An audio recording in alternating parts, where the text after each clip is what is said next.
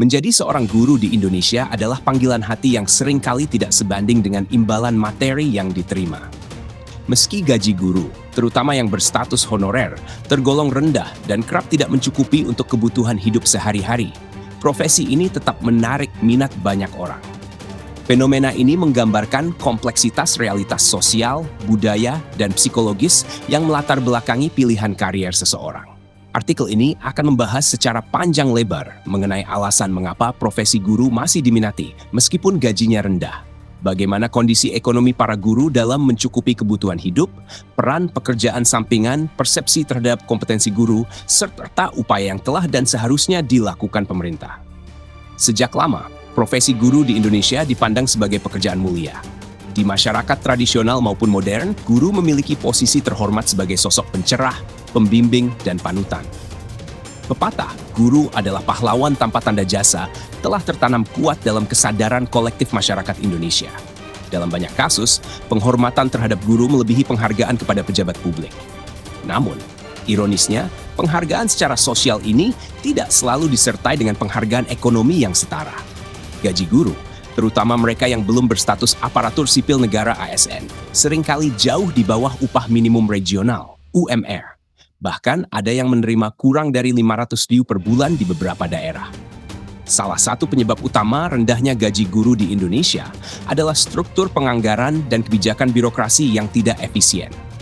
Meski UUD 1945 mengamanatkan bahwa 20% dari anggaran pendapatan dan belanja negara, APBN, dialokasikan untuk sektor pendidikan.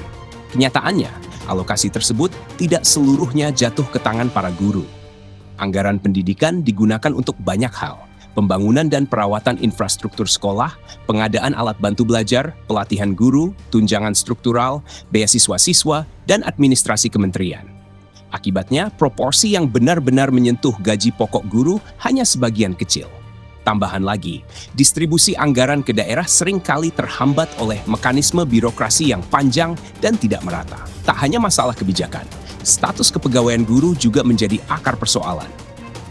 Guru ASN dengan sertifikasi memiliki penghasilan lebih stabil karena mendapatkan gaji pokok, tunjangan kinerja, dan tunjangan profesi. Namun jumlah guru ASN tidak sebanding dengan kebutuhan. Pemerintah daerah dan sekolah akhirnya mengandalkan tenaga honorer untuk mengisi kekosongan.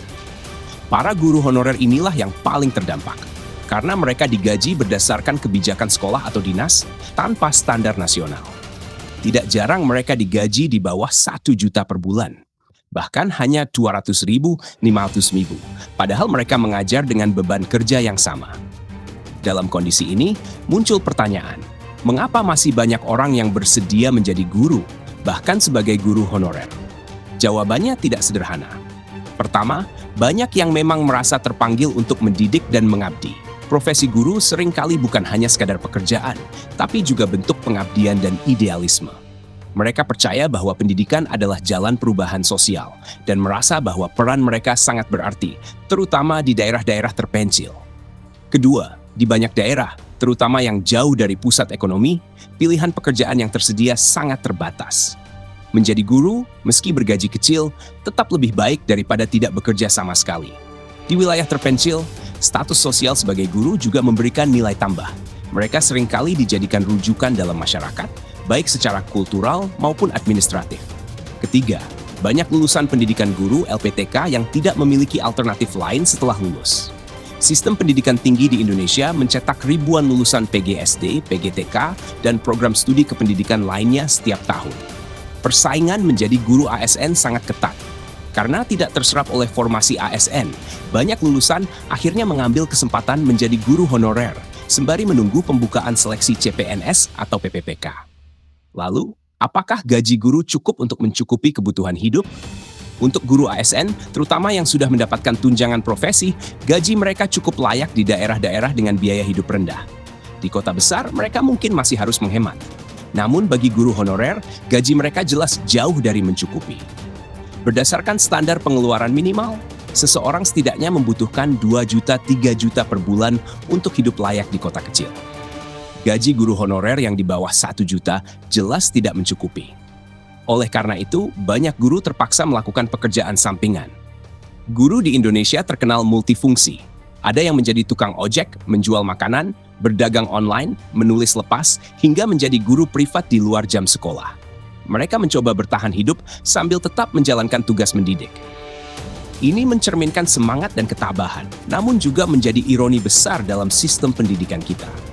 Seorang pendidik bangsa seharusnya tidak perlu berpikir keras sekadar untuk makan. Penting juga membahas anggapan bahwa guru Indonesia digaji rendah karena tidak kompeten. Pandangan ini cukup kontroversial. Kompetensi guru memang beragam, dan tidak sedikit guru yang belum memenuhi standar penguasaan pedagogi maupun literasi digital.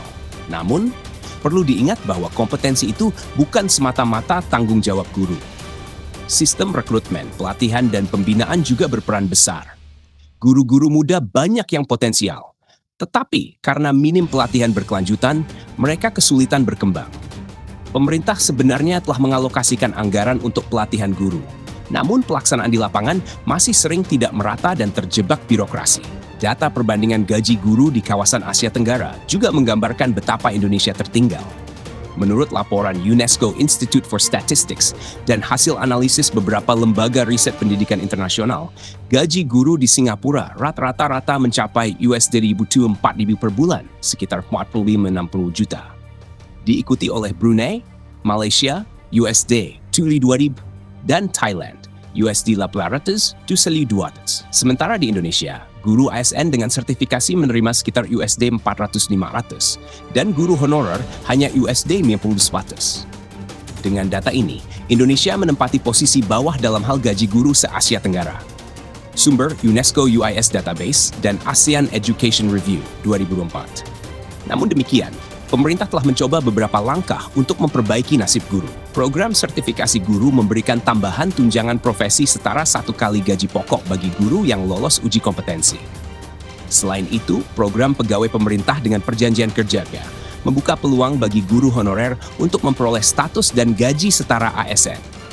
Pemerintah juga mendorong digitalisasi pembelajaran dan pelatihan daring untuk meningkatkan kapasitas guru.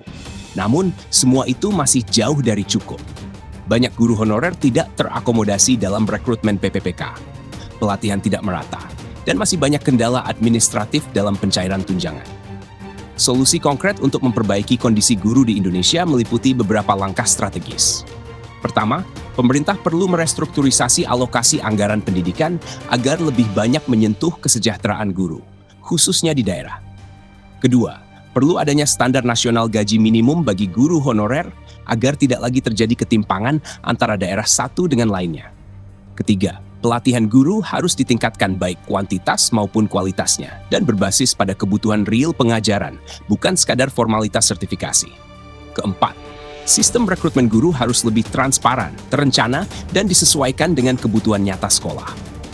Terakhir, penguatan komunitas profesi guru sangat penting agar mereka tidak merasa sendiri, bisa saling berbagi praktik baik, dan membangun solidaritas. Singkatnya, menjadi guru di Indonesia adalah pilihan yang seringkali lebih didasarkan pada keyakinan, idealisme, dan ketulusan hati daripada pada pertimbangan finansial. Meski gaji rendah, banyak orang tetap memilih menjadi guru karena merasa memiliki peran penting dalam mencetak masa depan bangsa. Namun jika kondisi ini terus dibiarkan, akan sangat sulit menjaga kualitas pendidikan secara berkelanjutan.